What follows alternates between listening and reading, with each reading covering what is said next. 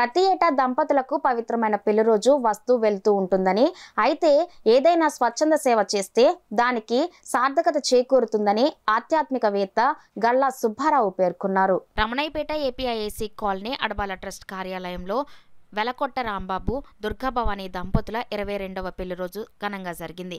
కార్యక్రమానికి ముఖ్య అతిథిగా హాజరైన సుబ్బారావు మాట్లాడుతూ, పెళ్లి అనే బంధం ద్వారా సహధర్మచారిణిగా ప్రవేశించి జీవితాంతం కష్టసుఖాలలో వెన్నంటే ఉంటుంది అని అన్నారు.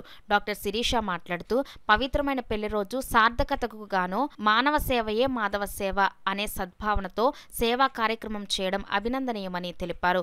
అనంతరం వృద్ధులకు నూతన వస్త్రాలు బహుకరించి భోజన ప్యాకెట్లు పంపిణీ చేశారు. ఈ కార్యక్రమంలో అడబాల రత్నప్రసాద్, ఆర్మీ విశ్రాంతి ఉద్యోగి ఎస్ శ్రీనగేష్, బుద్ధరాజు సత్యనారాయణ రాజు, ఎం సుబ్బారావు తదితరులు పాల్గొన్నారు.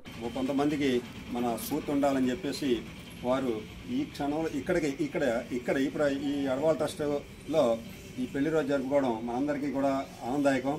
వారి జీవితం నిండు 100 ఏళ్ళు మరి ఇట్లాగే సేవా కార్యక్రమాలు చేస్తూ వారి భవిష్యత్తులో కూడా అనేక ఇంకా ఉన్నత పదవులు, వారి వృత్తి వ్యాపారాలని కూడా భగవంతుడు నిరంతరం కూడా ఆ శ్రీరాముల వారు అనుగ్రహించాలని, మరి ముందు ఆయురారోగ్యాలతో భవిష్యత్ అంతా కూడా వారికి జరగాలని ఆ శ్రీరామచంద్రుడు అనుగ్రహం పొందాలని. ఎడబాల ట్రస్ట్ వేదిక మీద మనకి వెలిగొట్ల రాంబాబు గారు, వెలిగొట్లకి వంశ వెలుగుల మెట్లుగా ఉన్నటువంటి వెలిగొట్ల వారికి రాంబాబు గారు, శ్రీమతి దుర్గాభవాని వారికి 22వ వివాహ వార్షికోత్సవం.